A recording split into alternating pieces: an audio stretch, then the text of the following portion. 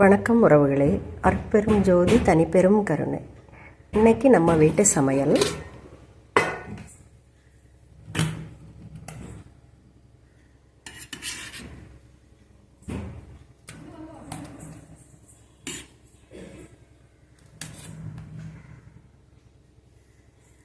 சுட சுட சாதம்.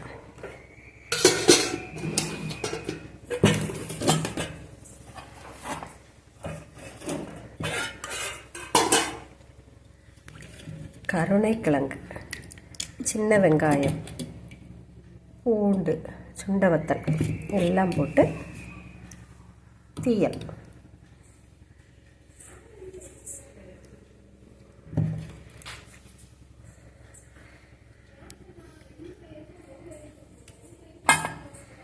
கருணைக்கிழங்கு,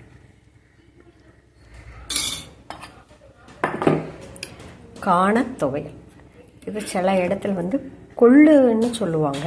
இது வந்து காணத்துவை. இது சத்தான சாப்பாட்டில் இதுவும் ஒன்று.